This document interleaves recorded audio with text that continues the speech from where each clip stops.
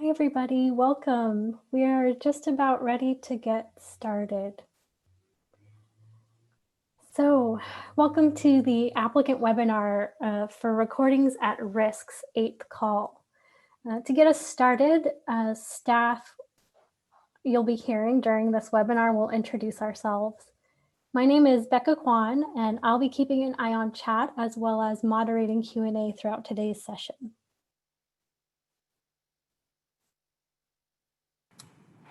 My name is Sharon Burney, and I'm a program officer with CLIR, and I'll also be assisting with Q&A and assisting you along in information with the webinar. And I am Joy Banks, the other member of the program officer team for CLIR's grants program. And I'm gonna come back at the very end to do some tips and tricks and help with Q&A. Awesome, thank you. So the purposes of this webinar are to help familiarize you with the program and with all aspects of the application process.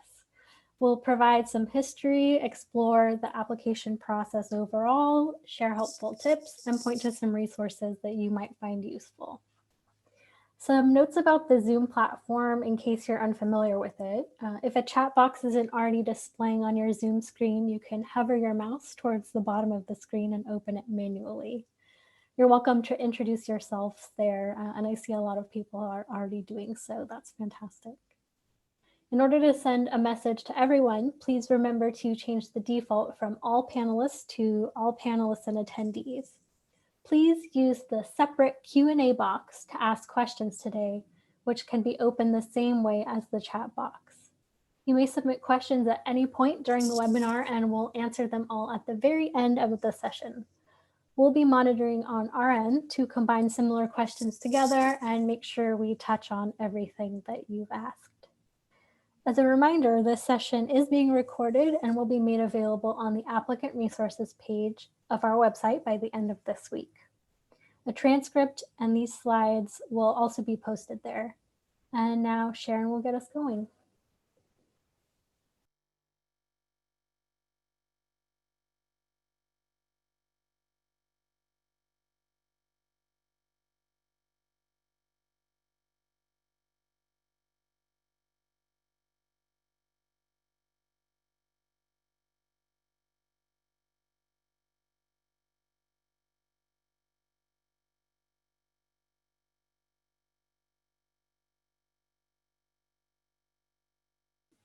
And we have— Sorry, I'm having some It's okay. difficulty. We have a lot of pages open, so let us know if you need some help, Sharon.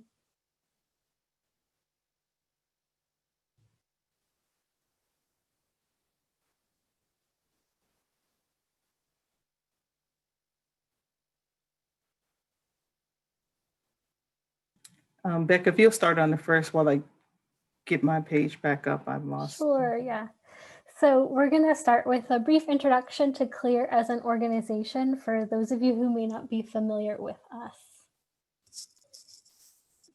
CLIR is an independent nonprofit that supports the work of libraries, archives, museums, and other cultural institutions through promotion, publication, and programs. Although we're talking about a funding opportunity today, it's important to understand that CLIR is not actually a funding agency. For the Recordings at Risk program, we receive our funding from the Andrew W. Mellon Foundation, and CLIR acts as the regranting agency. So just as we receive proposals and reports from all of our grantee institutions, we also send proposals and reports to Mellon and to the other organizations that fund us.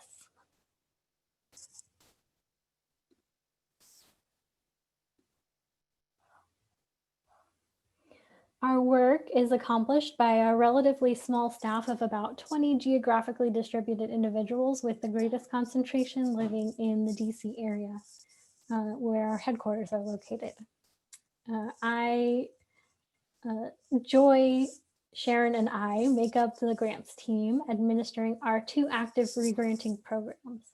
Our team supports the entire grant cycle from application to final report.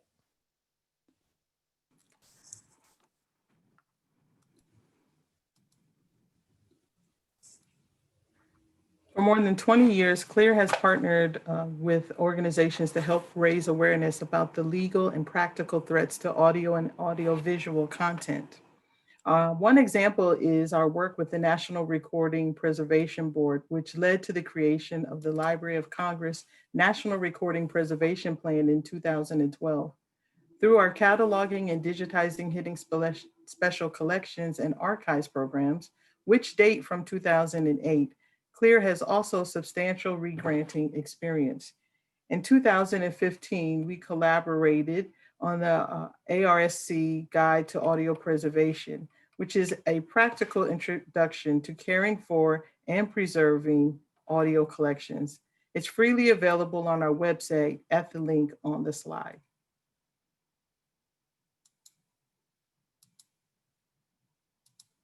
Through our work on these projects, CLIR came to recognize that there are unique challenges for facing those performing audiovisual digitization and description, many of which you're probably very familiar with as stewards in changing environmental collections, as stewards of these materials. The first and biggest of these, much AV content, is at high risk of being lost due to physical degradation and changing environmental conditions. As materials disappear, cultural history does too. A second major challenge is that specialized training is often necessary to address description, storage, and maintenance needs for these materials, which staff may not possess. Third, storage costs post-digitization can be prohibitive. Organizations may not have the existing digital infrastructure to store and maintain preservation copies, production copies, and access copies of the materials. A final challenge that CLIR recognized in the field, tricky intellectual property situations that take some digging to work through. Most, if not all, of the projects that have been funded through Recordings at Risk have had to work through these challenges. Through the program, CLIR aims to help organizations identify priorities for digital reformatting, build relationships with partners, raise awareness of best practices, and develop practical strategies for addressing all of them. We're often asked about the differences between Recordings at Risk and the Digitizing Hidden Special Collections and Archives programs. You can think of Recordings at Risk as complementary to CLIR's larger Digitizing Hidden Collections program. Its focus is on smaller projects that address a more specific need. As complementary programs, there is no reason an institution can't receive funding from both. Strategically, an institution may consider applying for funding through Recordings at Risk to digitize a small portion of a collection with the aim of establishing an efficient workflow and strong use case for a larger grant application to a program like Hidden Collections that would allow you to reformat the rest of the collection. The application process for the programs is different. So make sure you found the guidelines for the correct program. While we're on this slide, we would just like to note that the continuation of the Digitizing Hidden Collections program is currently under evaluation by the Andrew W. Mellon Foundation. We expect to have more news to share on that in January 2021. We also expect to have a 9th funding cycle for Recordings at Risk with an application timeline in spring 2021. Next, Becca will go over the eligibility requirements for the program and the resources available to applicants. Thank you, Sharon. So we've provided all the information that applicants should need on our Recordings at Risk program web pages. We'll share the links throughout the presentation and point to specific resources that are available to you. The recording of this webinar, the slides, and a transcript of the questions and answers will also be posted to our applicant resources page within the next day or two for your reference as you apply.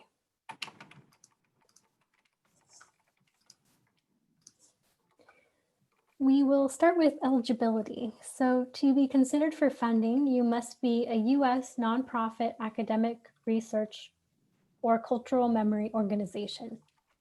The organization and its collections must also be located within the United States or a related entity such as Puerto Rico or American Samoa. Government units and their agencies are eligible so long as the primary function is cultural heritage. And federally recognized governments, tribal governments, are also eligible.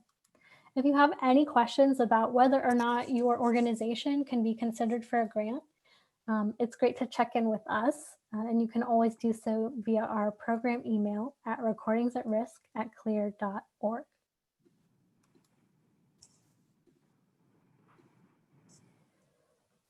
An eligible institution can only submit one application per cycle. So if you submit more than one proposal, CLIR will contact the responsible parties to ask to select just one for consideration. A common question we receive concerns different campuses of a single academic entity. For the purposes of this program, we treat each individual campus of a university system as its own distinct institution. For example, UC Berkeley and UC Riverside may submit separate applications and would not be required to join forces through a single University of California application. However, one of these universities would not be able to submit two applications from different schools or departments within the organization, such as one from the School of Law and one from the School of Engineering, or one from a campus library and one from a campus museum. Similar distinctions apply for national libraries and archives.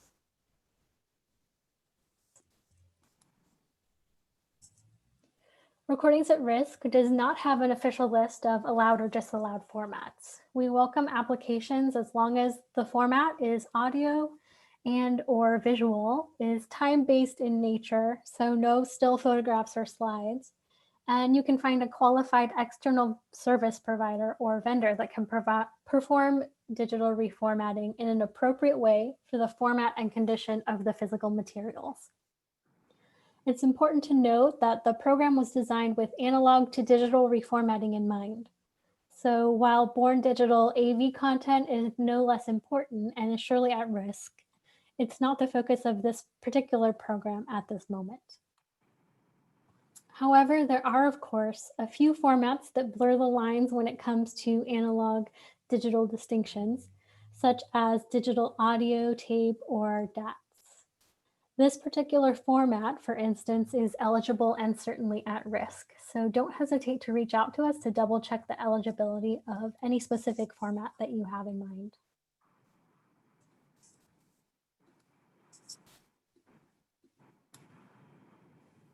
Our timeline for Cycle 8 began on November 2nd, 2020, when the call for proposals opened.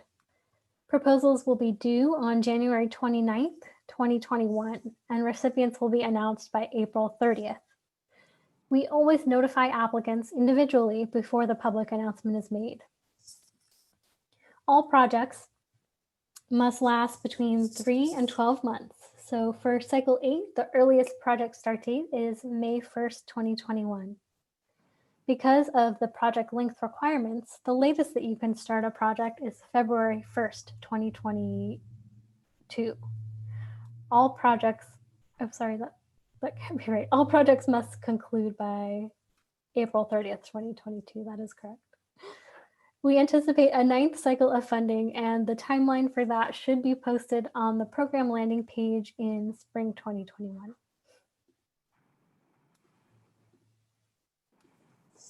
As we mentioned earlier, our applicant resources page has a wealth of information to assist your grant writing processes. Of particular note are the program's Cycle 8 application template and guidelines document, offered as both a PDF and a collaborative Google Doc, our frequently asked questions, and a number of sample proposals that may help inspire your proposal. We expect to have additional sample proposals added to the website from the previous grant cycle within the next few weeks, so please check back. We're regularly reviewing the resources that we provide and often update these in response to common questions or issues that we see. There are two resources in particular that we want to highlight. The first is the Digitizing Special Formats Wiki, a project co-hosted by our colleagues at the Digital Library Federation program. This resource may be of particular use to anyone new to digitization projects and includes links to planning resources, workflow documentation, and even a list of digitization service providers.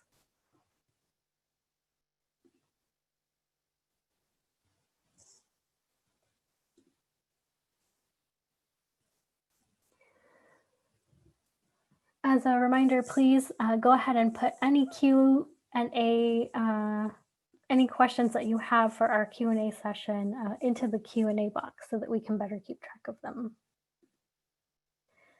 The second resource that we want to point out to you is the Technical Recommendations for CLIR's Recordings at Risk program. This is available under the Key Guides, Policies, and References section of our Applicant Resources document library. It's been developed with the input of several of the members of our independent review panel and communicates more specific information about reviewer expectations for various aspects of recordings at risk projects. This will be especially useful to those of you who may be new to digital reformatting, working with vendors, or thinking about digital sustainability. We continue to add resources and refine the document as needed. And we welcome your feedback or thoughts on it as well. So now Sharon will go over how to start an application. Thanks. Next, we'll take a look at how to find and complete the application. Once you've confirmed your eligibility and determined your project is a good fit for the program, you'll want to start your application. This process will begin on the Applicant Resources page. The primary reference for the application is the Cycle 8 Application Guidelines and Template, a single document providing application, instruction, explanation, and space for drafting responses. This is available as a Google Doc you can copy in order to develop your proposal alongside your team, if you're comfortable with Google Docs, and as a PDF version that you can print for reference. The content of the Google Doc and PDF is the same. The guidelines and template can be thought of as a how-to manual for the application, identifying how the questions will be asked in the online application system, and providing additional explanation, instructions, and the underlying rationale for the various components of the proposal. Some of what is covered in the guidelines will be mentioned here in the webinar and on the application form itself, but always reference the guidelines for a more comprehensive explanation of the application questions and requirements.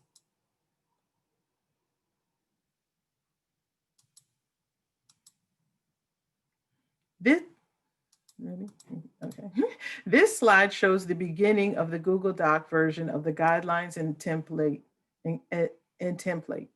Be sure that you are using the most recent version of this document, which is labeled Cycle 8 and dated November 1st, 2020.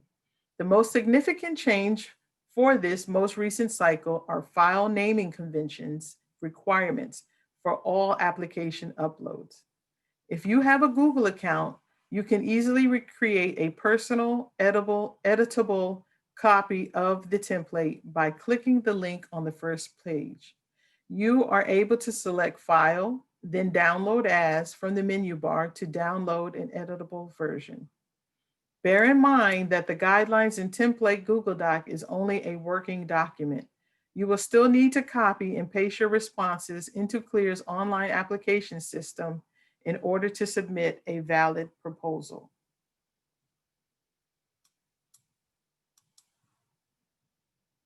When you are ready to access our online grant management system, SurveyMonkey Apply, SML Apply, you will click the Apply button on the Applicant Resources webpage.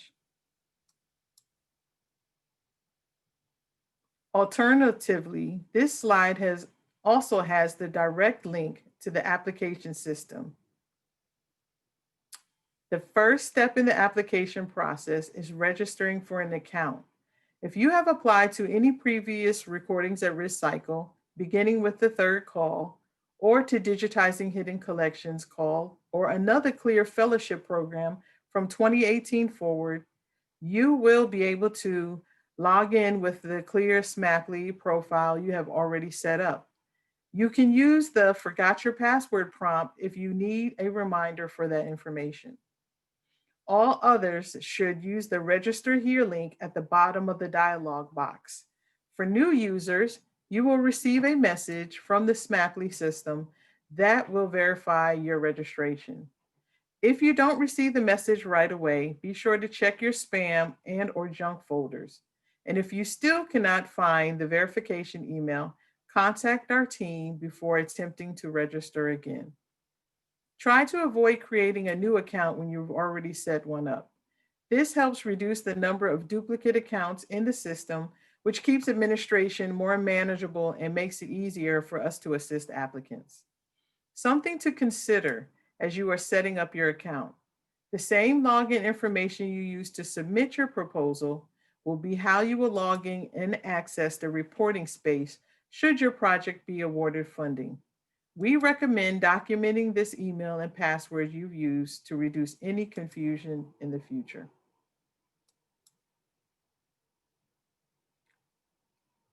Once you've logged in or created and verified your account, you will see your application dashboard, and you should be able to start a Recordings at Risk application. Here you can jump to different sections of the application, view your progress, and add collaborators to help you to prepare your application in the system. For returning users, you can also delete any old or unfinished applications to keep your dashboard clean.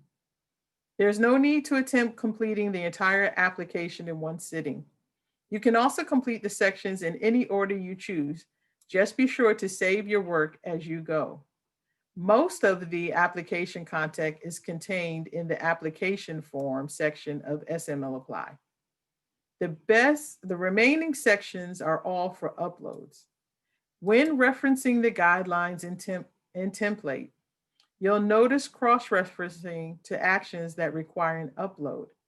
This is our attempt to help applicants understand how all of the pieces of the application fit together thematically, even through the online system, requires all uploads to be added at the end. We've tried to make this all as clear as possible in our supporting documents. But if you have any questions or suggestions about how we can make it even better, email us at recordingsatrisk@clir.org.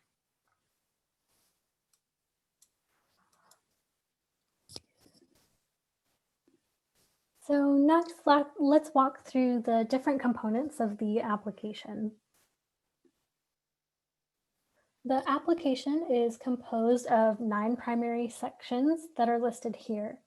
Our webinar today will give you a brief overview of each section, which the guidelines and template cover in much greater detail.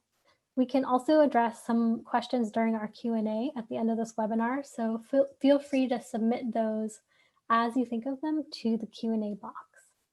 As Sharon noted, all required uploads are added at the end of the process, even though we'll be talking about them as parts that are related to each of the sections. The first section is the project summary.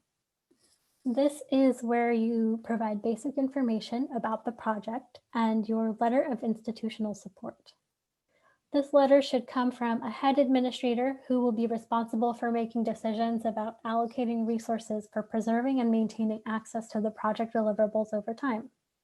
The purpose of this letter is to affirm the institution's dedication to the project and its long-term sustainability.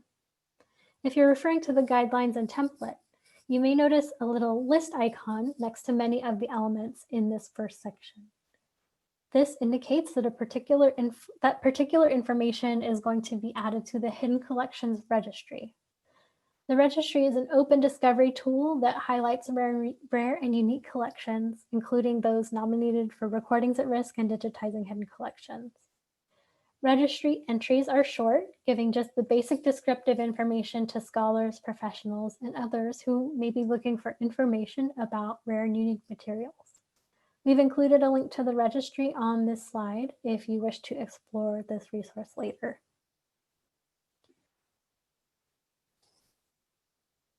At the end of section 1 and throughout the application form sections in SM Apply, you'll be given the choice to click Save and Continue Editing, which will save your work and keep you on the same page, or click Next, which will save your work and move you to the next page.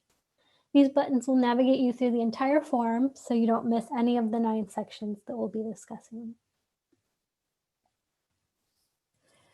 Section 2 is the description of content. This section is where you provide a more thorough description of the source materials to be reformatted. We're looking for information related to their provenance, their arrangement, and current accessibility. The application also allows for the upload of an optional inventory. The inventory enables applicants to share with reviewers exactly which recordings will be digitized and supply additional information about the content, length, or rights status of each recording. We do not have specific format requirements for the inventory, so applicants have the option of providing an edited and annotated copy of your pre-existing collection guides or finding aids. We just ask that your inventory make very clear which media you're proposing to digitize through the funds that you're requesting in the proposal. Finally, this section requires you to break down the materials by quantity and type. The image at the bottom shows the initial drop-down menu that asks how many different media types are included in your project. For example, if your project would reformat 42 VHS videotapes and also 4 hours of wire recordings, you would need to choose 2 different media types.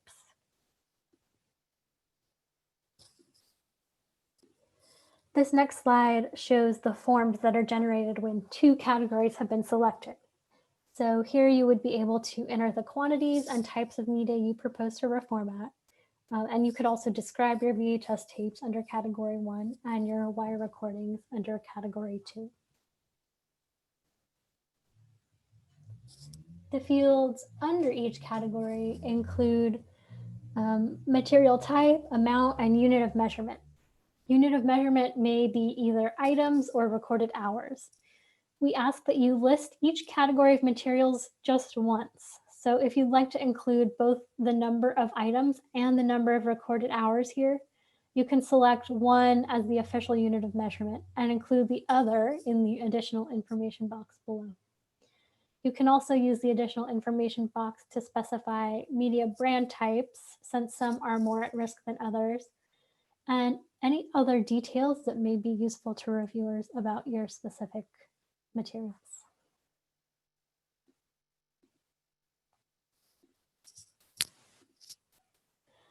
Section 3 concerns scholarly and public impact. Along with the risk of loss, scholarly and public impact are the primary criteria upon which applications to this program are assessed.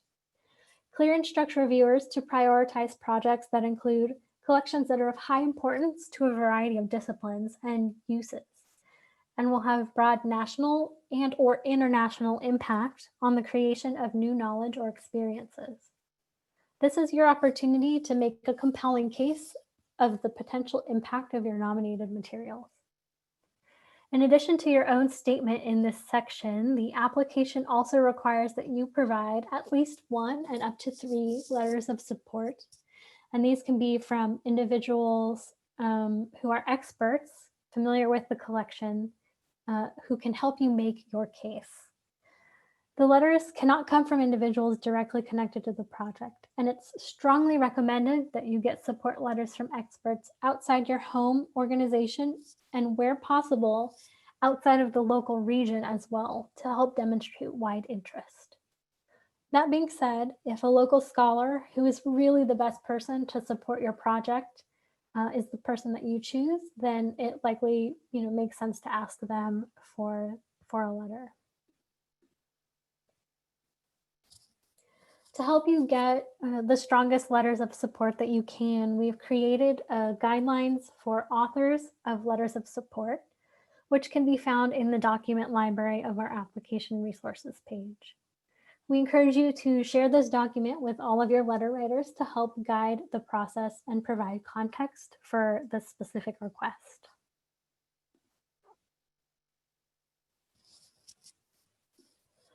Section 4 concerns risk assessment. Here's where the urgency of the proposed project can be explained. Competitive applications will demonstrate the institution's understanding of these risks, their strategic priorities for mitigating these risks, and how the proposed project advances those priorities. Note that if your materials are in good condition, when you aren't necessarily going to be looked at unfavorably by reviewers. Sometimes good condition is a reason why the recording should be preserved now while you have the chance. The review panel considers many factors when evaluating a risk, so we encourage you to think beyond the physical condition of your materials. Though things like age and evidence of decay are important, also take note of environmental factors affecting your geographic region, the age or health of the originator of the content, and or access to native speakers of endangered languages. Rarity of the items is also considered, so if you have the only copy of something, that certainly adds to its risk of loss and should be mentioned here.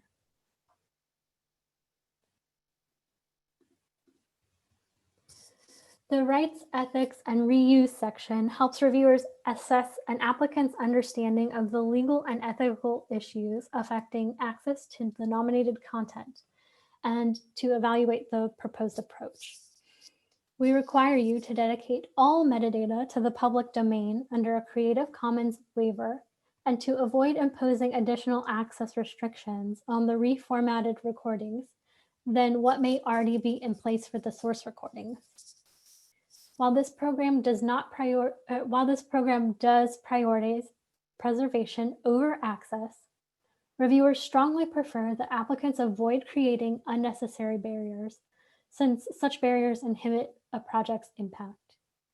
Any limitations to open access will need to be well justified in the proposal on legal and/or ethical grounds, but do take that imposing reasonable limits upon access to content due to these legal or ethical considerations will not necessarily disadvantage you in the competition and may be viewed favorably by the review panel. This includes restricting access to recordings that may include personally identifiable information or culturally sensitive material.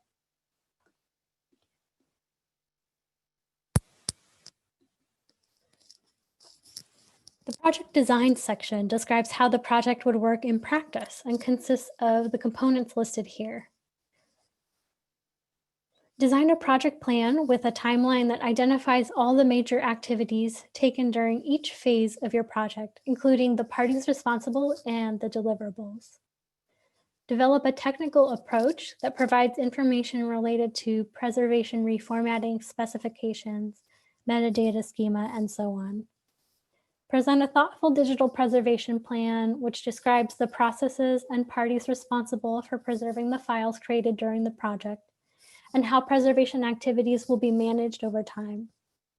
Consider the creation of multiple copies of files, scheduled fixity checks, periodic migration of data to new storage media, and any of the metadata creation that will enable these activities. Finally, provide a list of all envisioned project deliverables and how they'll be made available to users. You'll also list conditions and terms that limit their availability. All of these applications elements are discussed in greater detail in the application guidelines. In this section and throughout the application, be mindful of all page limit requirements. Documents that exceed page limits will be truncated before they are passed on to reviewers.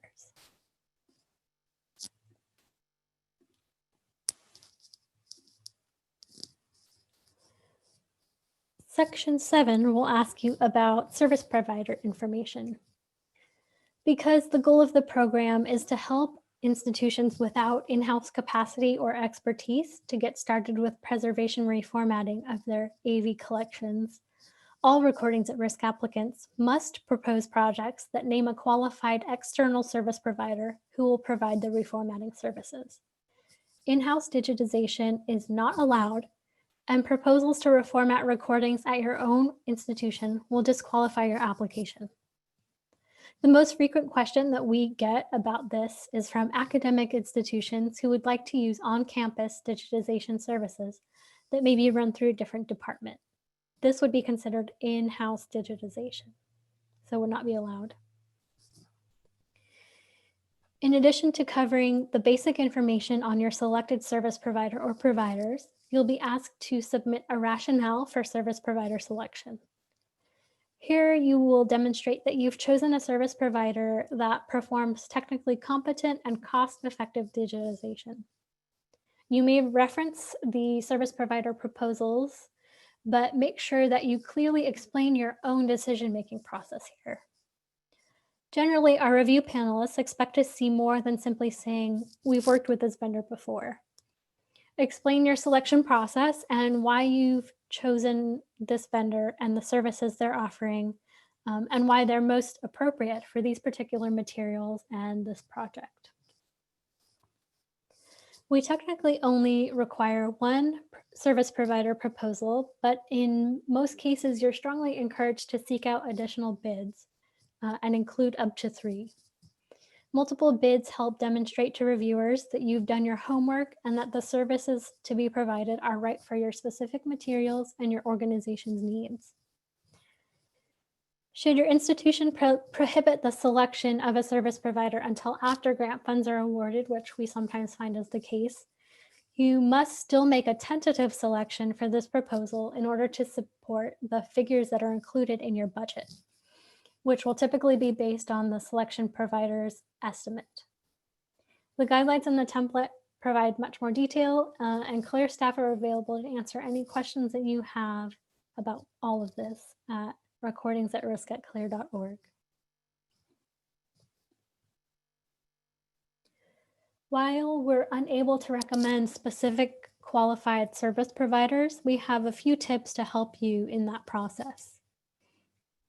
Consider reaching out to colleagues for recommendations. Check to see which service providers have partnered with institutions on similar grants. Explore resources provided by industry organizations like the Association of Moving Image Archivists, AMIA, and the Association for Recorded Sound Collections, ARSC.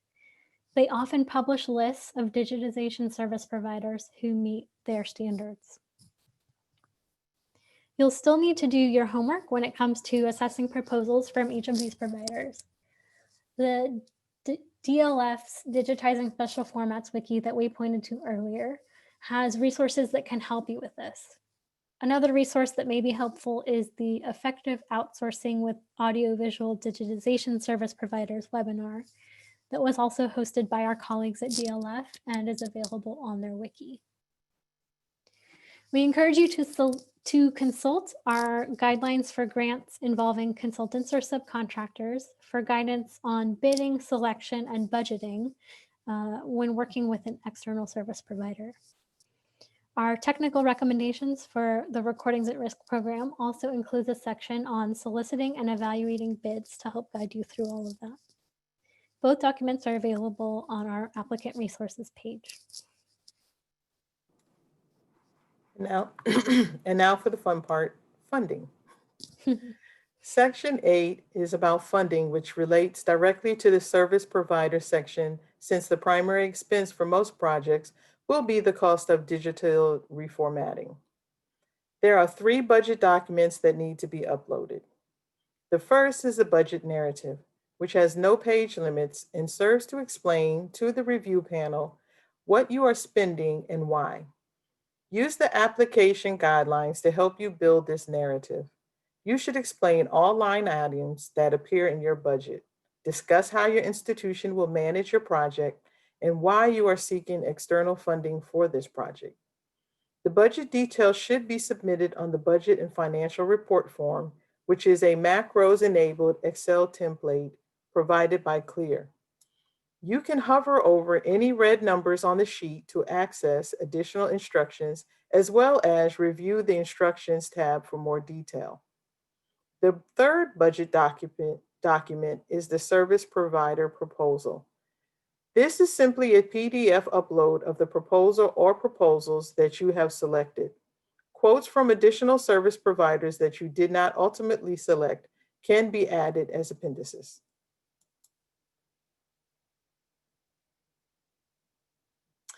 All allowable costs within the request, which includes any cost from your service provider, should be directly related to preservation reformatting of nominated materials and may include costs charged by a service provider related to stabilizing media for the purposes of preservation, reformatting, conducting preservation, reformatting, or basic metadata creation, shipping of materials to the service provider, and insurance for materials during shipping and handling by the service provider.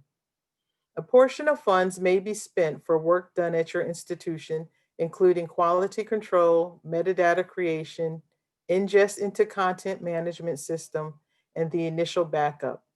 These costs should be clearly explained and justified in your budget narrative. Your proposal will likely be less competitive if an excessive proportion of your budget is going towards this kind of work. A full explanation of allowable costs is included in Appendix A of the guidelines and template. We continue to refine the language about allowable and disallowed costs, so be sure to read them again carefully if you are a repeat applicant. In addition to the expenses directly related to the preservation through digital reformatting of at-risk materials, this program allows for some additional yet still connected activities. All such additional costs must be specifically and strongly justified throughout the proposal and especially in the budget narrative. We have made these adjustments in response to frequent requests to consider allowing requests for these kinds of services and materials. Note in particular that automated captioning, some basic transcription work, and the purchase of digital storage media or rehousing supplies are allowable. At the same time, it is vital to keep in mind that the purpose of the Recordings at Risk program is to support preservation reformatting and not enhance access. So these kinds of costs should remain a minor percentage of a project budget if a proposal is to remain competitive. Reviewers will, at their discretion, decide which applicants might need more additional support of these kinds than others due to the apparent limitations of an applicant's organization's capacity to fund this work through other means. CLIR and its review panel expect to see fair compensation for any labor funded through this program. Conversely, there are a handful of disallowed costs. I'll just point out a few that are particularly relevant. Indirect costs are disallowed by all CLIR's grants program, as are any miscellaneous costs. Electronic equipment other than dedicated digital storage media. Software licenses and services are unfortunately something that we can't cover, including digital storage devices, services. Extensive conservation work beyond what is required to get a solid capture of the materials is not covered. Extensive processing and editing of digital audio files post-transfer is also disallowed. The applicant information section is pretty straightforward. Proof of nonprofit status, board trustee list, contact information of the PI, and your institution's address. You will be given the option of submitting proof of nonprofit status one of two ways: by entering your IRS EIN number or by supplying your IRS determination letter or other approved document. Not all EINs will be recognized by the SML Apply system. So if this does not work, just plan to upload the appropriate document. And as always, let us know if you have any questions or issues. The final component of the application is an optional additional information section where you can upload appendices. Keep in mind that you should use this judiciously and only include additional information that clearly and directly supports your main proposal. Reviewers will prioritize the main application form and required components and will be unlikely to do more than skim additional documents that are especially lengthy or tangential to the proposal. It can be helpful to highlight particular points or details you want reviewers to notice rather than expect them to wade through 100-page finding aids or pages of photographs of very similar looking items. You want these supporting documents to build reviewers' excitement about your project rather than to frustrate or confuse. Allowable uploads are listed in the guidelines and include summary documentation of collection assessments, ascension documentation, donor agreements. This is handy to reference when discussing rights issues. Photographs of the nominated materials to show their physical condition. These are especially helpful to prove the at-riskness of your items. Audio video samples relevant to the nominated materials. These can help make the case for scholarly impact. Sample metadata records or even mock-ups of how records will appear to users online. These can help illustrate the technical plan and how access will be provided to deliverables. And as mentioned earlier, extra service provider proposals can be added here as well.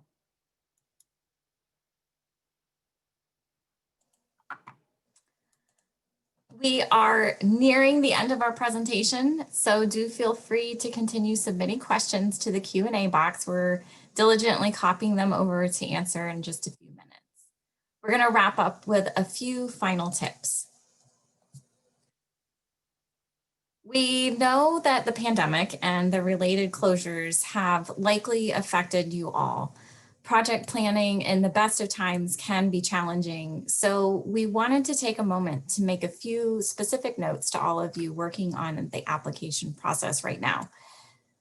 One of the most common reflections we hear from recipients is that additional time should be factored into project timelines. The program limits projects to no more than 12 months. So think what that may mean when you consider potential delays and any plans for accessibility to materials.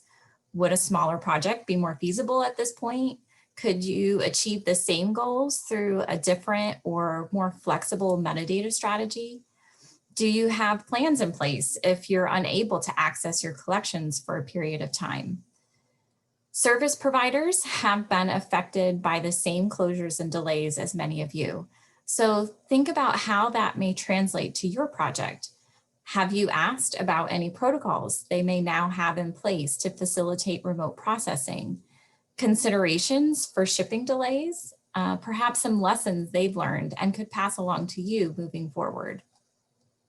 We also do want to make note here that should your project be funded, the program does have allowances for no-cost extensions and other modifications. Our hope for all funded projects is to see them safely and successfully to completion, and the grants team is here to support you every step of the way. Before every review panel meeting, the grants team communicates with the review panel about particular trends or issues we've observed during the application process. We anticipate that COVID-19 will still be a huge factor in the decision-making process for Cycle 8. Be as transparent as possible with any issues you're encountering now to communicate with the panel when they meet in the spring. If we can answer any questions or offer clarification on anything, let us know.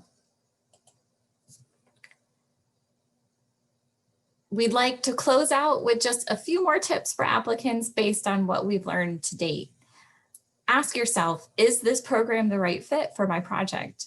It's worth the time spent researching to make sure you're investing time in a program whose criteria and goals align with yours. Second, read the instructions carefully. It seems obvious, but will help you along the way. Third, leave yourself as much time as possible and plan everything out in advance. Treating this like a project and meeting often to track progress will make for a smooth drafting process. Assemble a team of people with different expertise to draft different parts of the proposal. Also, our panelists really do care that proposals ask for the amount needed to get the project done successfully. Don't just choose the lowest cost vendor because it's the lowest cost. Select the vendor most qualified to do the work to the standards you've established, and then justify your choice.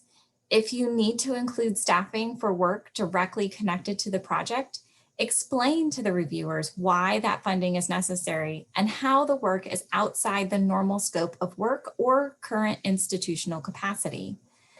Next, reach out to staff. At CLIR, we're available to answer your specific questions over email at any time. And finally, propose a project you really believe in. Your commitment to and excitement about your project definitely come across in your application, and reviewers do take note.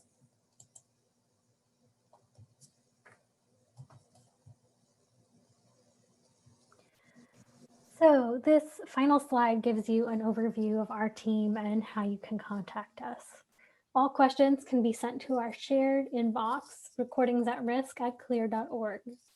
We all monitor that and do our best to reply as promptly as we can. Don't hesitate to contact us with any questions as you tackle your applications. You can also follow Twitter at CLIR, RAR. We post reminders for deadlines, webinars, and other useful tips there. We also share the work of our recipients, so you can check out what they are all up to as well. Thanks so much for hanging in there with us. We know that was a lot of information. And again, we'll be posting the recordings for this within the next couple days. So now we're going to go ahead and move to questions and answers. I see we have quite a few of them in the Q&A box. So I'll go ahead and read questions and then we can tackle them together.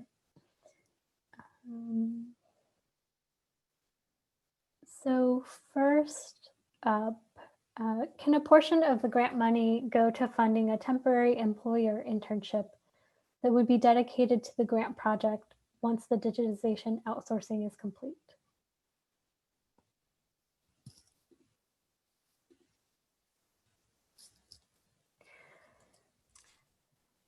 Are you going to direct us to who you want to answer that, Becca? Oh yeah, go ahead, Troy, sorry. Yes. We went over that a little bit in the funding section, but we would just direct you to Appendix A in the guidelines. The primary purpose of Recordings at Risk is truly the digital preservation through digital reformatting of the materials, but you do have allowances where additional work is both vital to the project and clearly beyond the capacity of the institution. So you need to make that case in your budget narrative and kind of throughout your proposal to justify expenses outside of digital reformatting.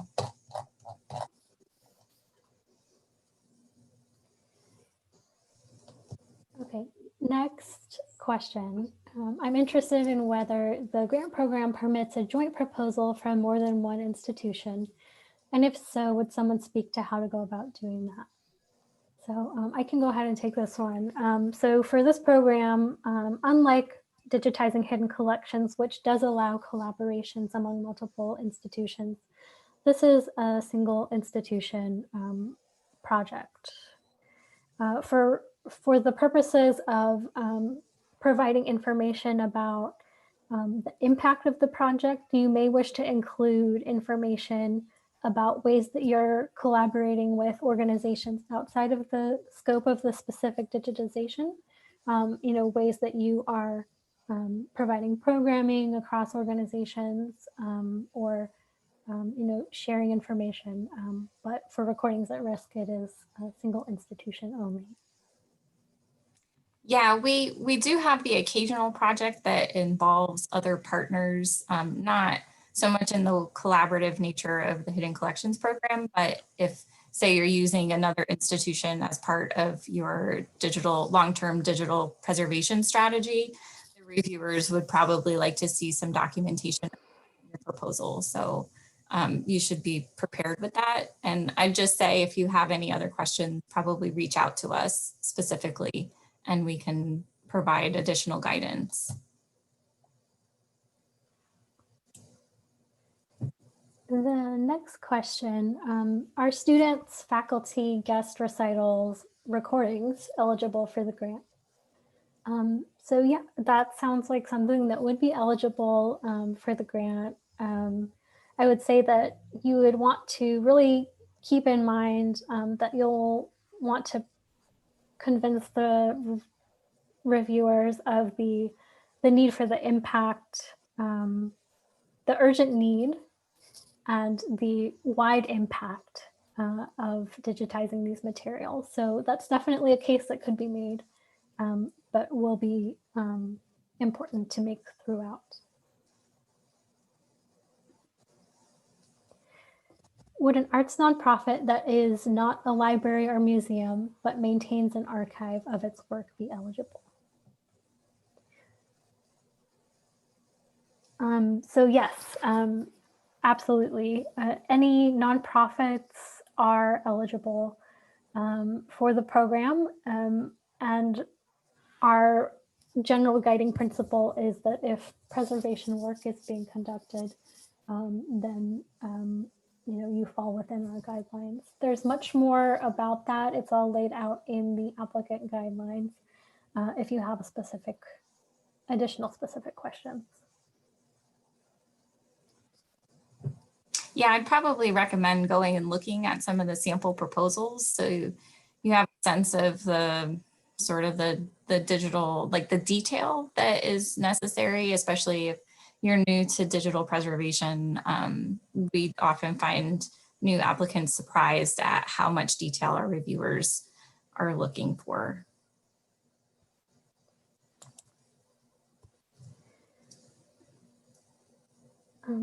Next question, do you consider items that are not U.S. heritage? We have recordings of African tribes from a faculty who did research with African tribes.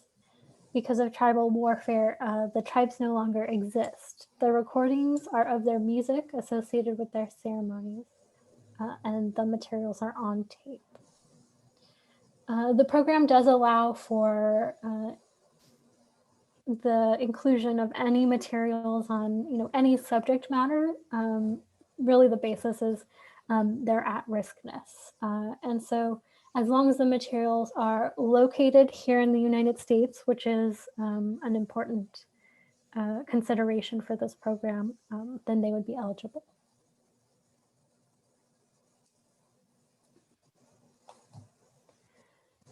Do you help find a vendor who will digitize these materials? Joy, do you want to take that one? Sure. I think we covered a few different ways that we help with this. We do not make specific recommendations for vendors. We point you to a whole bunch of resources from the Digitizing Special Formats Wiki that we've shared, to the technical guidelines for the program document that is on our applicant resources page. Those all help walk you through the process. And then in addition to things like the ARSC Preservation and Restoration Directory, and EMEA maintains a similar directory, we have a list of vendors on the Digitizing Special Formats Wiki.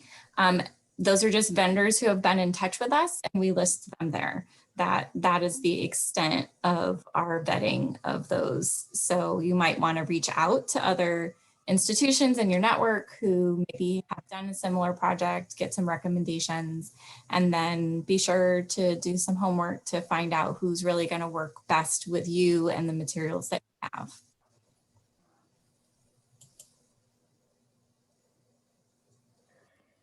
This is fun. It's kind of a lightning round.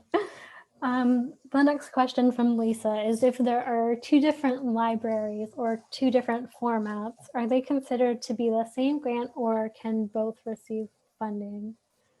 I may be interpreting this wrong. I'm thinking you mean if there are two different collections on two different formats, can they be submitted for the same project. Does that sound right, Joy? That's kind of how I'm reading it too. So Lisa, let us know if that's right. Yeah, we're happy to clarify if needed. So Two are different libraries. like institutions as libraries or libraries as like collections within an institution? Because the answer is different. Okay, 2 collections. Thank you, Lisa. So 2 different collections would be totally fine to submit within the same grant proposal. I would say that it's really important to have some kind of overarching connection between the materials so that you can, make a cohesive story, propose a cohesive project. But 2 different collections and, variations across formats is completely fine.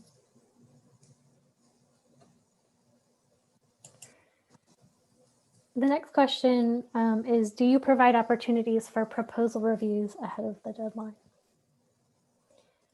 So we, you've seen we're a small team of 3 here. We do not have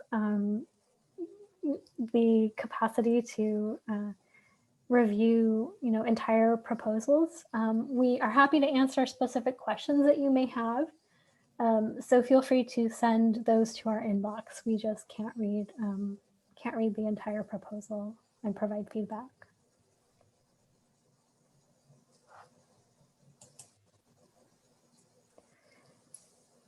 So can you apply to back-to-back recordings at risk cycles, first for collection metadata and second for digital conversion? Joy, you want to start us off for that one? Yeah. So as we've said, the primary purpose of recordings at risk is really preservation through digital reformatting of at-risk materials. So digitization should be your primary activity. You could not propose a project to this program without digitization as a component. So we do often have proposals from collections in varying stages of description.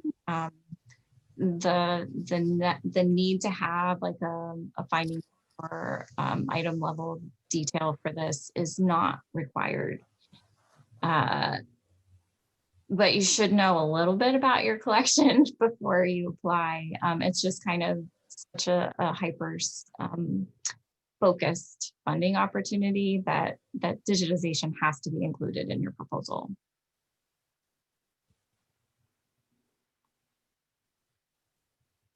All right. Next question, is the copyright status of materials a criterion in deciding whether a grant would be awarded? We want you to provide all of the information that you have about the copyright status, but it is not necessarily a determining factor in whether an award is made. So, if you have materials that are in copyright and that are really, you don't think you can provide any access to anybody because of that, reviewers may look at that with some deeper criticism, but the main criteria are, as we have said, to preserve things that are at risk. And Joy, do you want to say anything more about that? It's sort of a... Yeah, I'd say that's fair. I mean, we've specifically designed this program with the complex rights issues in mind for AV materials. So we have funded projects that very or no access to the digitized materials. That's why we have a requirement that you make something in terms of metadata and description available to the public. So at least the researchers would know the collection exists, even if there are restrictions to access it. It's your responsibility to make the case for the access restrictions to the review panel, whether it be from legal or ethical concerns. So we try to have a few different scenarios of restrictions in those sample proposals that we've posted online. So maybe looking through some of those, especially ones that include music, which is typically more complicated than some other things. And you might see how recipients have been able to do like tiered access to collections in a suitable way.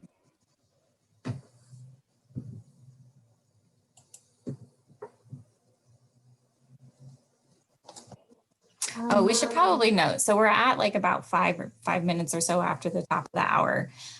We are committed to continue answering your questions as long as you're sending them in, and we'll continue our recording going.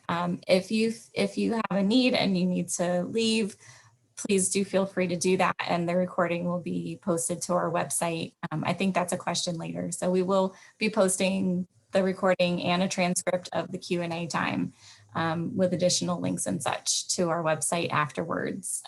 So we won't be offended if you leave. Yeah, thanks so much for joining.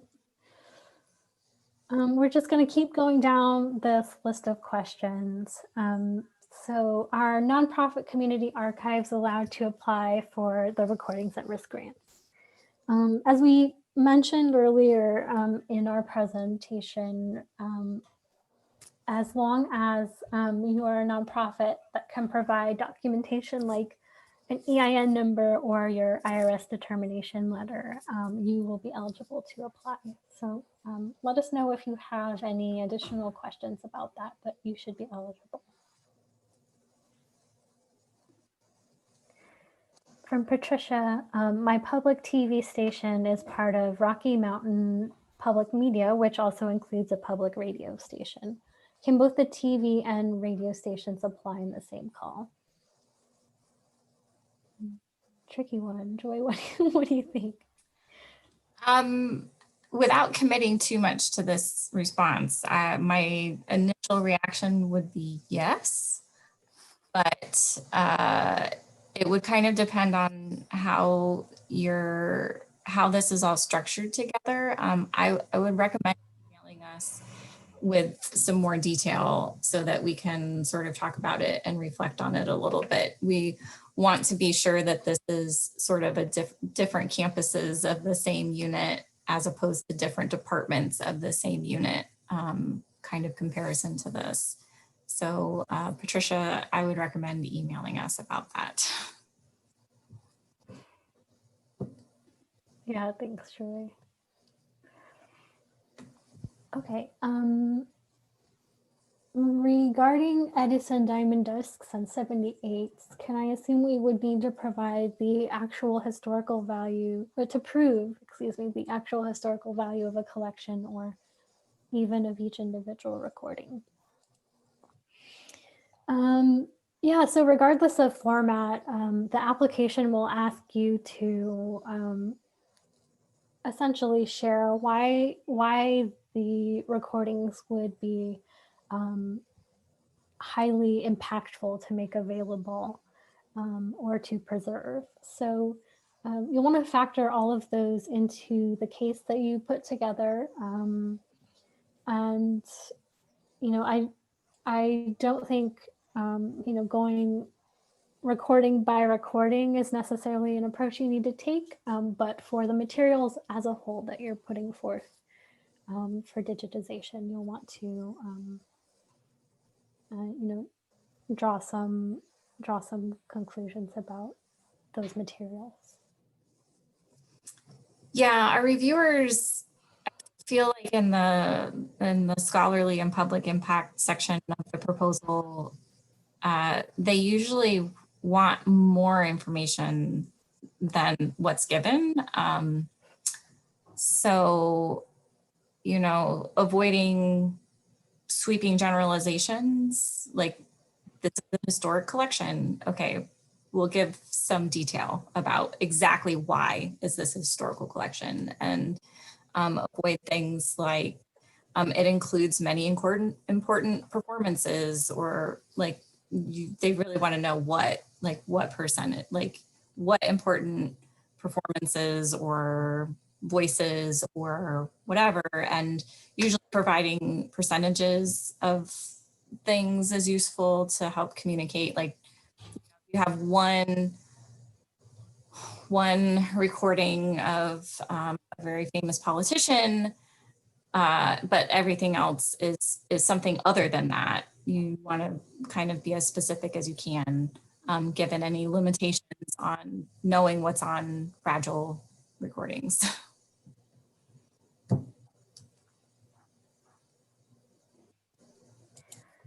All right.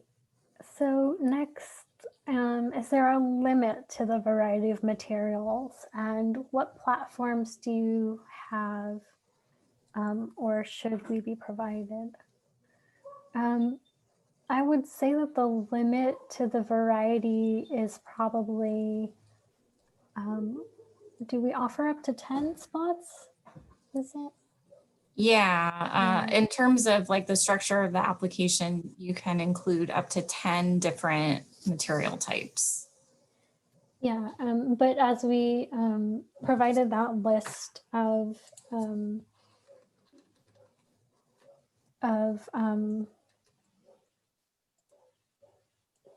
did we provide like a list of Yeah, we don't have a 100% list of all of the material types that we allow, because there's no way that we could include every type of audio and or visual time-based media that exists and has ever existed. So there is an other category. If you're finding that you just have this really sweeping variety of things, you might consider grouping liker things together. So like if you've got real tapes, then maybe selecting that as your item type and then providing more information, and there's an additional information field on the application. So you can go into detail about like if it's 1/4 inch, 3/4 inch, whatever. So that would allow you to provide that more variety. But in terms of analog formats, we have yet to encounter a format that was submitted to the program that the reviewers said no to. Now, when you get more into the gray area of some of the digital formats, so things on CD, DVD, we've had proposals that included hard drives. Those tend to be questioned a lot more, because if the materials were digital and then put onto a digital format, is it actually analog to digital preservation? So those get to be a little fuzzier in their qualification to the program. So, I mean, if you want to check with us, you can, but know that really if it's an AV material, it's probably eligible for the program. In terms of platforms, we don't have any specifications about platforms, and it would be your responsibility to sort of think through how you would provide access, if it's going to be on your website, if it's going to be on a content management system of some sort, what sort of metadata or description standards would you use? That's all left up to you and the applicants. If you're new to this process, I would really highly recommend the technical recommendations for the Recordings at Risk program document, which is a long name.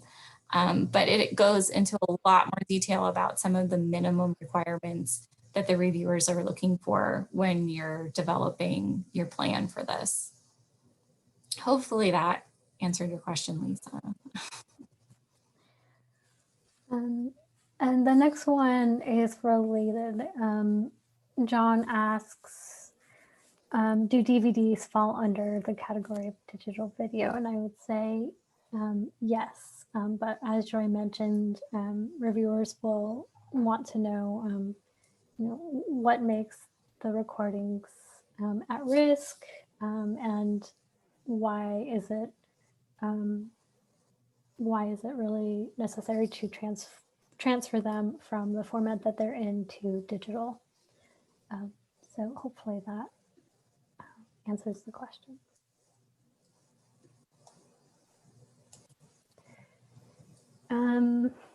If an application is not approved, can it be resubmitted in a later cycle? Yes, absolutely. We often see that applications will be submitted multiple times to different cycles. We would say if you receive reviewer comments that mention specific things that may help the project improve or strengthen the project design in any way, that we would expect that you would incorporate those into the resubmission. But yeah, there's no limit to the number of times a project can be resubmitted.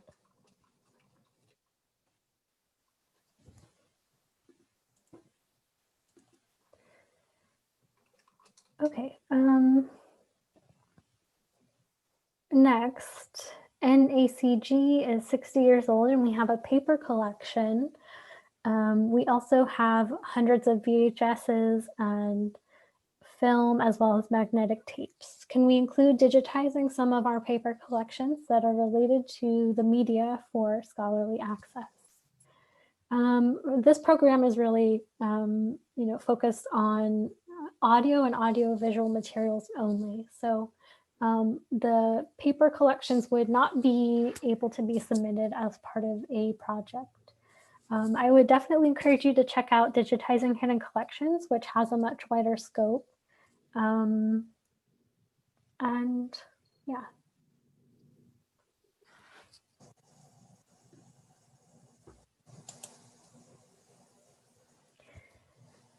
From Lynn, our external service storage units, hard drives, or external storage for the original film, nitrate film covered in funding.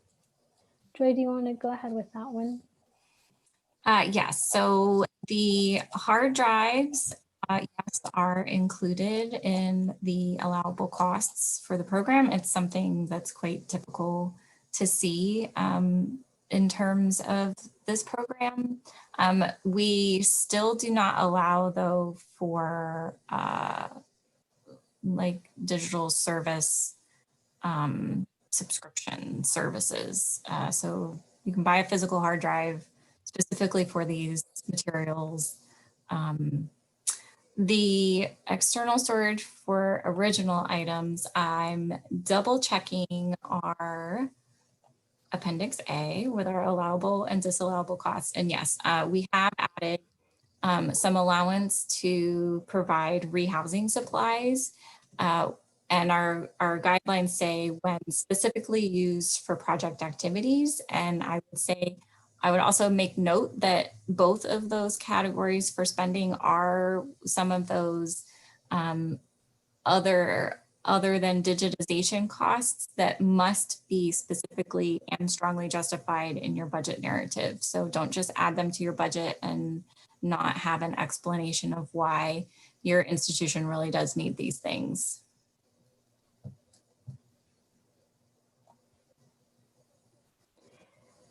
Next, are there any examples of successful grant applications to review details? Yeah, so on the applicant resources page, I think the link to that page was dropped in the chat at least once.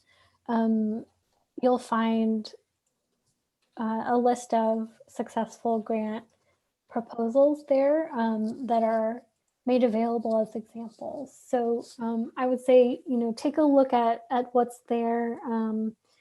And some of them will have everything, including their letters of support and their budget narratives. Some will be a little bit more redacted based on what applicants were comfortable sharing.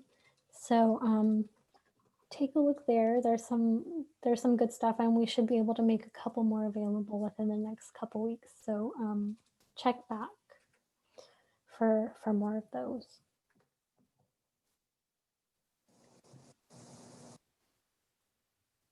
Next question, will the slides be available for second review? Yep. The applicant resources page has a little section that says applicant webinars, and that's where we'll be posting the slides and a transcription of everything that we've said. So you can definitely be able to take a look at everything again, to watch the recording again as you fill out your application.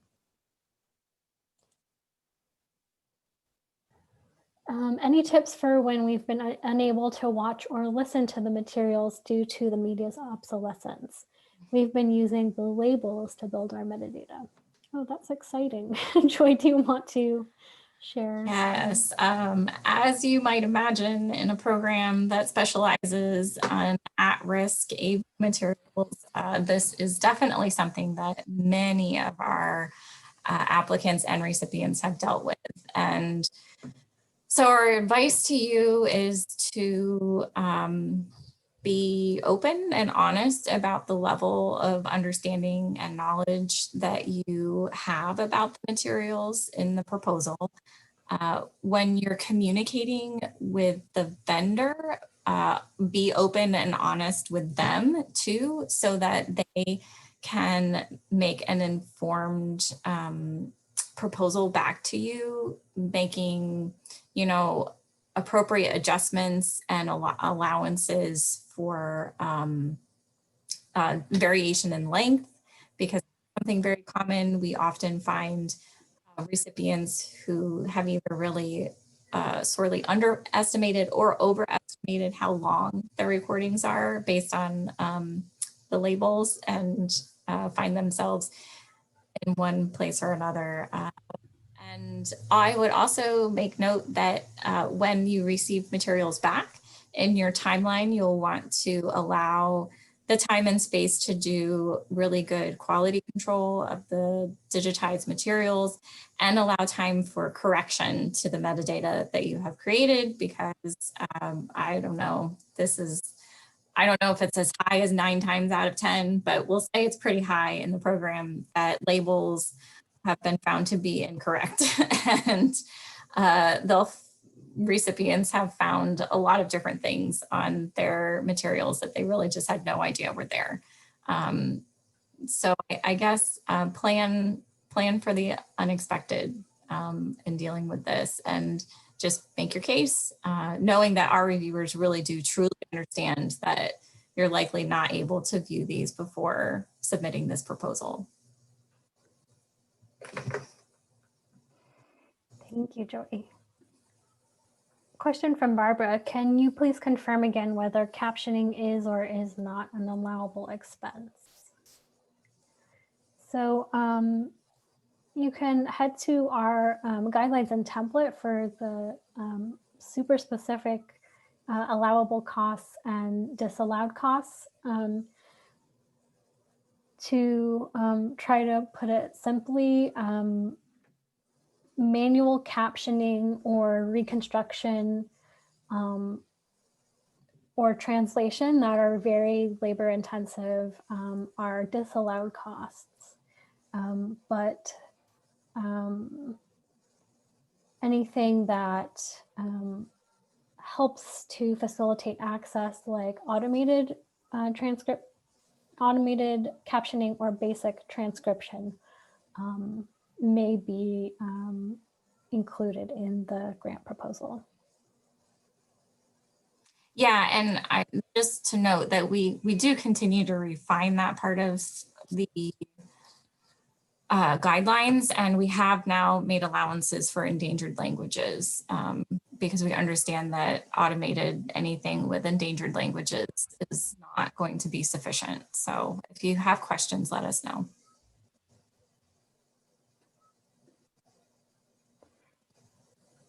Next from Brandon, are photographs of items to be digitized, like labeling on tape boxes, etc., an allowable expense if performed by the vendor? What about AI generated speech to text transcriptions, also if performed by the vendor? Both tasks are significantly more cost effective if they do them while the technicians are already handling them. That's a good question about photographing, Joy. I don't think I know that one.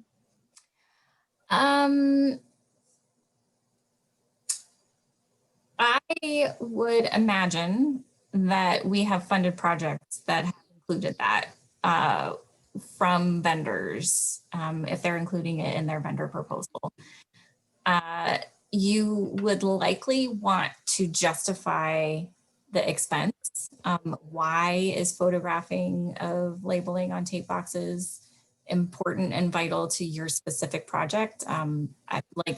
If I would imagine that it would be more justifiable, say, if you're going to have to throw away the boxes after your project is done and you really want to document some original documentation or notes or something from the boxes. I would caution, again, that falls into that other than digitization expenses. And so you're going to need to provide a specific and strong justification for it. And then same with the generated speech to text. It's a very similar process. Our reviewers would understand that it would be more cost effective to have it done by the vendor, but they're going to want to know why this program should fund it rather than say coming from your institution as an optional cost share.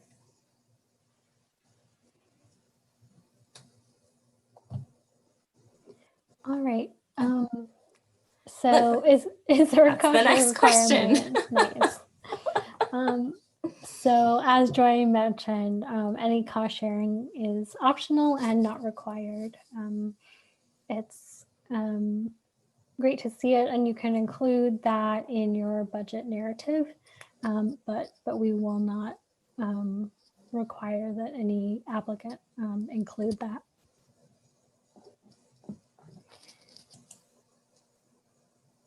Are state government agencies eligible?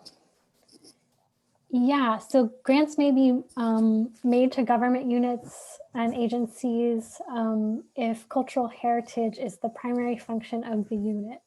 So for instance, a state archive or a local government archive would be eligible. If you have any more questions specific to your government agency, please email us and we'll take a look. It can be, the answer is sometimes yes, sometimes no, depending on where you sit. So please get in touch with us. Should we always choose the service provider that proposed the lowest price? Great question. The answer to that is no. We really want you to choose the provider who you feel good about, who is going to conduct the project in the way that you want, and reviewers also feel the same. So as long as you really thoroughly explain why you're going with the provider, even if it's not the lowest bid that you received, they will support that as well. Any additional thoughts about that, Joy? Yeah, no, I don't think so. It's one of the reasons why we have the space to offer the service provider justification, and we have definitely seen recipients make the case for a service provider that was not the lowest cost one.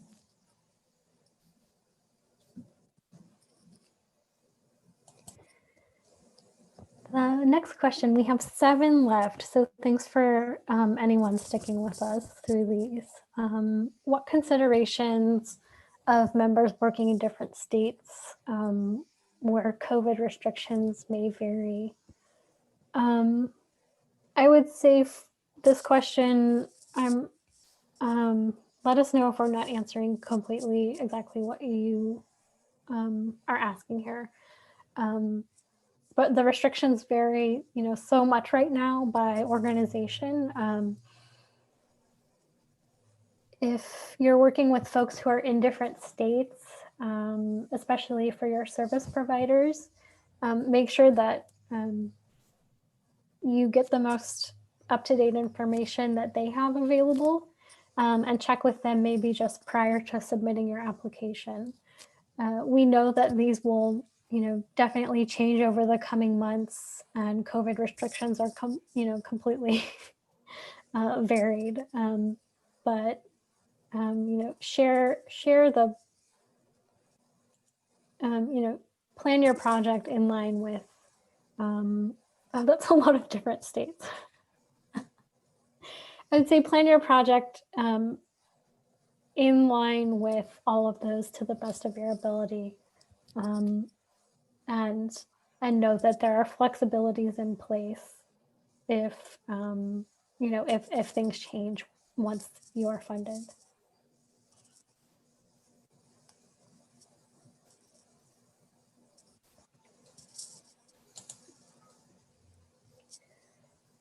How much condition information is needed? I have detailed condition information from 2012, but due to COVID can't get the most up-to-date information. That's a good question, Joy. I would say that's fine. I anticipate that with this round, given the complexities of issues that people are facing throughout the United States right now, we're going to see a variety of restrictions to collections as proposals come in. So if you have something for 2012, I think that's great. And I think that you can be honest with the reviewers and say, this is from 2012 and I can't update it right now, and do your best to maybe make some narrative to say like what could have changed in these last 8 years. Was there some significant environmental event in your collection that may have deteriorated things further? Or do you think that perhaps they would have deteriorated in sort of a standard way in the last 8 years?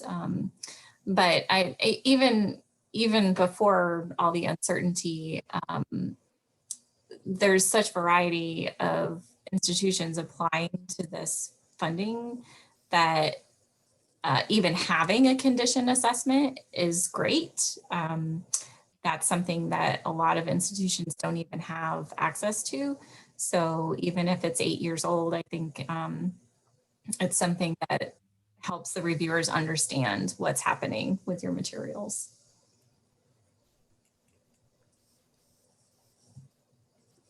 Yeah, the next question from Lisa is regarding shipping. Is quickest or cost effectiveness a consideration when it comes to cost for shipping? I would say that whatever plan you go with, please justify it thoroughly. So we want materials to get there in a cost-effective way, but also a safe way. So just justify your answer. Yeah, and maybe something that we're learning with our current recipients is planning a little bit more time for quarantining of items on either side of your shipping process. It's something that some vendors are implementing. So if there's any sort of quarantine time, do be aware of that. Yeah, and then just general delays that are happening with delivery services. Yeah. All right. Next question is, how much copyright research needs to be done on an item before submitting a proposal? That's a great question. So we have a lawyer, essentially a counsel person, review your rights, ethics, and reuse statement. So what they're looking for when they're looking that over is that you have some idea of what the copyright is for your materials. And the more information that you're able to provide, the better. They just want to know, to what extent this will be accessible, and to have, explanation and justification of that. Yeah, our reviewers are kind of particular about this point in that they want you to know as much as possible about copyright prior to your award. So if you're planning on copyright research after you're awarded funds, it usually is not competitive in this program unless there's some really extraneous situation going on there. So do try to know as much as possible before coming, have signed documents or whatever. All right. Can cleaning up a recording be an acceptable expense as part of digitization?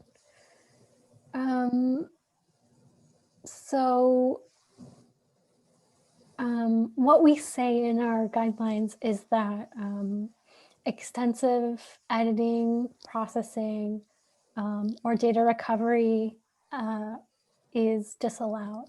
So, you know, if it's really going to be a significant part of a project, then that may, you know, may not be part of the budget. You know, if you can get that covered up, or if you can get the that component covered by additional funding from somewhere, you know, that would be an amazing cost share. But the keyword there is extensive. So yeah, Joy, any additional thoughts about that? Yeah, it goes back to the purpose of the program, that this is really about using digitization as a preservation tool. So cleanup, processing for, you know, re-release or something like that, that's beyond the scope of this program. If we're thinking about digitization as a preservation tool, then you're trying to capture what was on that physical medium. And sometimes it's a really bad version. It's a really deteriorated version of whatever it used to be. But that's part of this program, is capturing that in that moment. So yeah, no, our reviewers don't tend to like to see too much of that unless you're like just getting it to the point of usability or something.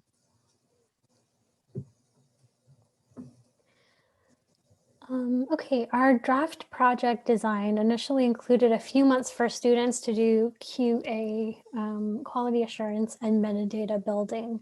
Should we shorten our project length to mostly encompass the actual digitization?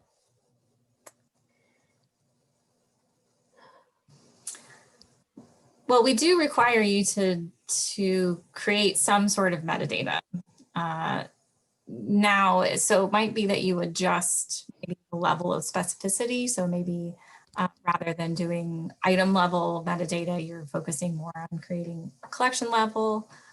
We would never recommend removing quality assurance practices for a digitization project like this because it's essential in the moment of time that you're in to make sure that the materials you're getting back are up to the standards that you need, that they include the things that you expect, that they're in the file formats you want them to be.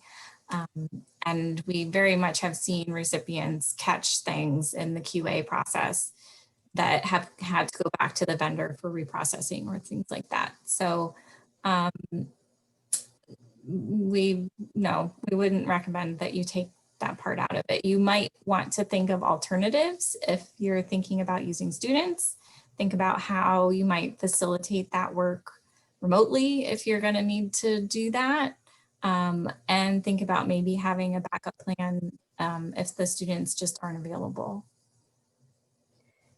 Yeah, we've seen a lot of ongoing projects have trouble maintaining or finding students to work during this time. Something to consider. Do you partially fund? So if somebody asks for 50,000, might they only be awarded 30,000? If yes, I'm guessing we would be asked to submit a revised budget prior to acceptance. The answer to this one is typically no. for the vast majority of proposals that are submitted, the review panel, wants to fully support the project and the proposed activities.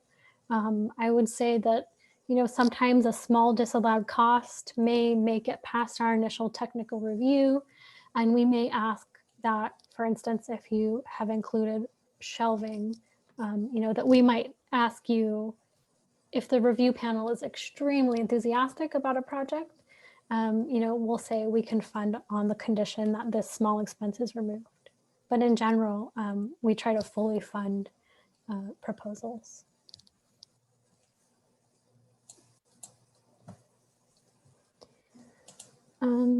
Yeah, so we're at the last question. Feel free to keep submitting. We will stick around. But this final question is, can you tell us the amount of funds available this cycle, how many applications we typically receive, how many grants are awarded, and what the average grant is? Lots of data there. Joy. I pulled up my spreadsheet. Fantastic. This is where we get wild and crazy, the last question, spreadsheet time. So the way that Recordings at Risk is funded, the Andrew W. Mellon Foundation has allotted about $500,000 per award cycle. It varies a little bit depending on, the finances of the program. If we have a little bit of reserve funds from previous cycles, we'll maybe award a little bit more. So that's kind of, no, we're in a new cycle. We're in a new program. $550,000. That's one more project, so it's important. So probably about $550,000 is what we're looking at. The number of applications that we receive varies widely depending on where we are in the program. We probably will see slightly lower numbers for this cycle since we have another cycle of awards expected, but it sort of averages out to about 50 applications a cycle that we have received for the application process. And then this program has about a 25% funding rate. So it's not as competitive as the Hidden Collections program, but it is still considered a competitive program. The average grant award, that one is a lot trickier because we do fund across the whole range between the $10,000 and $50,000 allowable expenses for the program. So I would say probably most fall in the middle, that those tend to be sort of seen when there's a risk return on investment sort of analysis going on with our review panelists. The ones in the middle usually tend to rise to the top. I would say that if you're proposing a $50,000 project and it's $50,000 on the money, you're probably going to be scrutinized quite a bit more closely by our reviewers because it is a significant amount of the budget. And they really do want to fund as many projects as possible. So sometimes those like $17,000 projects are quite appealing to our reviewers because they're very accessible and usually can be done well. So I hope that answers that question. We love our statistics here at CLIR, so. All right. It looks like no other questions have been submitted. Feel free to, oh, here's one more, awesome. We've worked with one reformatting vendor for numerous projects, including a previous Recordings at Risk grant. We're extremely satisfied with their work and would like to work with them again. I'm reluctant to go back to other vendors who have asked for bids for previous applications and did not use. What do you suggest we do for this application? That's a great question.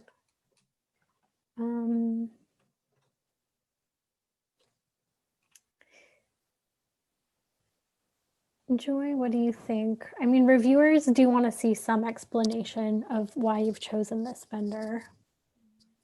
Yeah, I mean, the program only requires you to submit one vendor proposal. So it could just be the one that you selected. And certainly if you've worked with them on a previous Recordings at Risk grant, you could speak to that specifically to say, you know, they met our standards, they achieved the timeline goals that we had, they were communicated openly.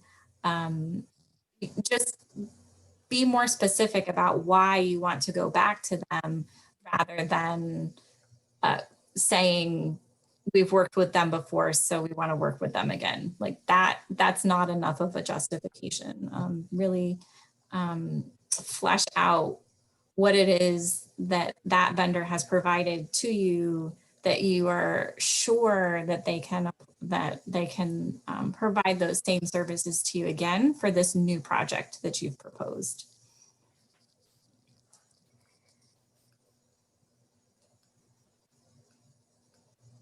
All right. Well, thank you all so much for attending and for sticking with us through all these Q&A.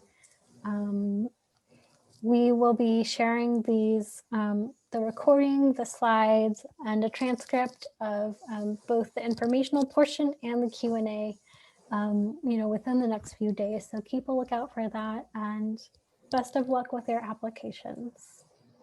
Have a good one. Bye. Bye.